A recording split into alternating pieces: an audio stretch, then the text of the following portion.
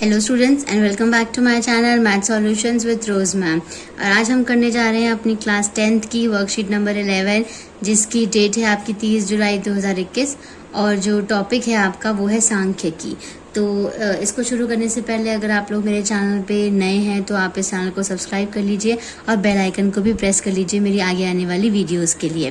तो चलिए शुरू करते हैं आज की हमारी वर्कशीट। सबसे पहले हम इसमें जानते हैं निम्न वर्ग सीमा क्या होती है। ठीक है, तो निम्न वर्ग सीमा आपका होता है वर्ग अंतराल का न्यूनतम मान होता है।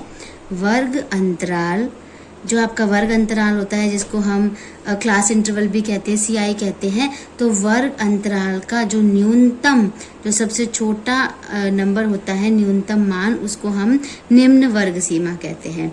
ऐसे ही उच्च वर्ग सीमा कहते हैं, तो उच्च से भी आपको पता चलेगा कि उच्च किसको बोलते होंगे।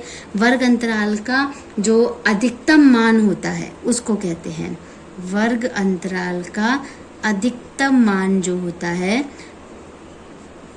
उसको हम उच्च वर्ग सीमा कहते हैं, अधिकतम मान। ठीक है, ये हमने सीख लिया।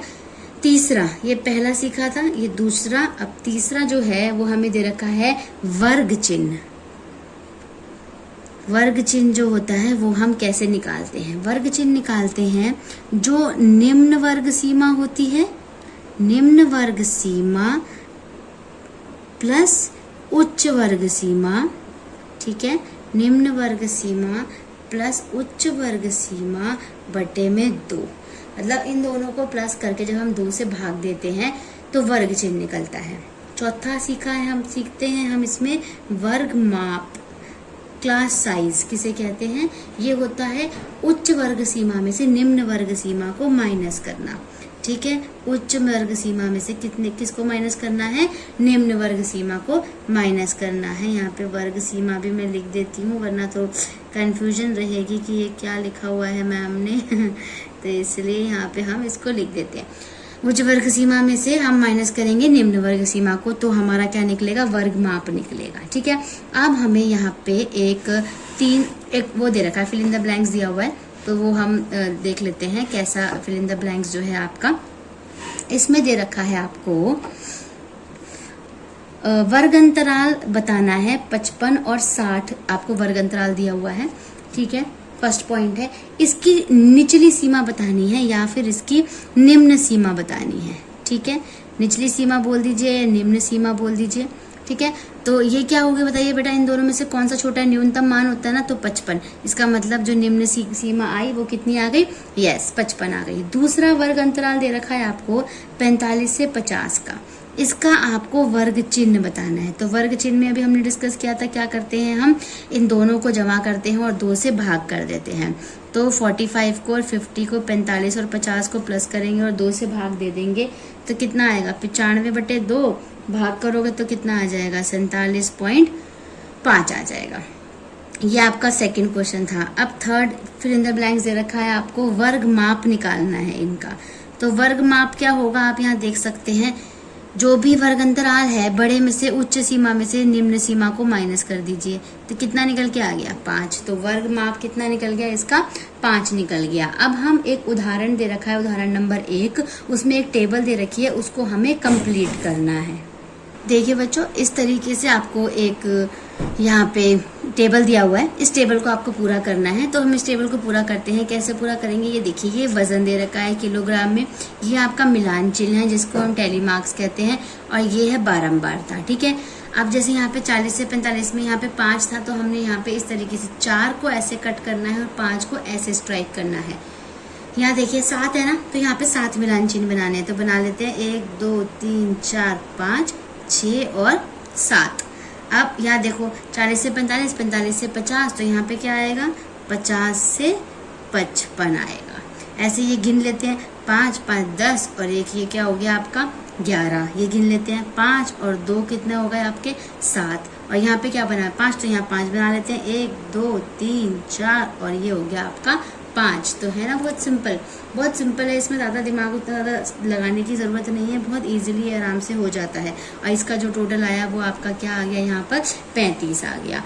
अब हम सीखेंगे माध्य क्या होता है, माध्यक क्या होता है और बहुलक क्या होता है, और तीनों के हम फॉर्मूले सीखेंगे।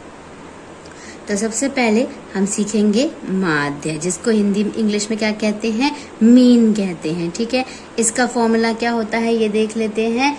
जो अवर्गीकृत बारंबारता होती है उसका फॉर्मूला होता है, ऐसे x बार लिखते हैं इसको माध्य को, उसका होता है सिग्मा x अपॉन में n। ठीक है, सिग्मा x अपॉन में n होता है, xi भी बोल सकते हैं इसको। और जो वर्गीकृत बारंबारता होती है उसमें फॉर्मूला होता है इसका सिग्मा fi अपॉन में सिग्मा fi होता है, सिग्मा fi। ठीक है, ये दोनों फॉर्मूले याद रखने हैं आपको माध्य के लिए। दूसरा है हमारा माध्यक, जिसको हम इंग्लिश में क्या कहते हैं, मीडियन कहते हैं बच्चों, मीडियन। ठीक है, आपने सुना भी होगा।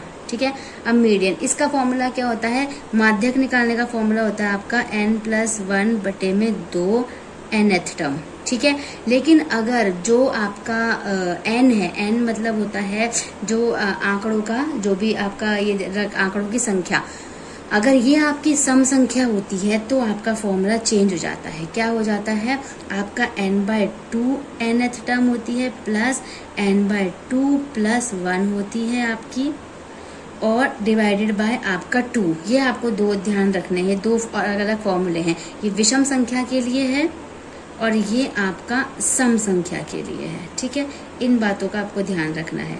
तीसरा हम पढ़ते हैं बहुलक के बारे में। तो बहुलक क्या होता है, जिसकी आवृत्ति सबसे ज्यादा होती है, मतलब जो अधिक बार आने वाला प्रेक्षण होता है। ठीक है, उसको हम बहुलक कहते हैं।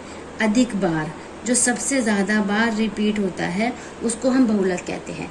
अब हमें यहाँ पे 3 क्वेश्चन दिए हुए हैं, चलिए हम जल्दी से अपने तीनों क्वेश्चंस को सॉल्व कर लेते हैं।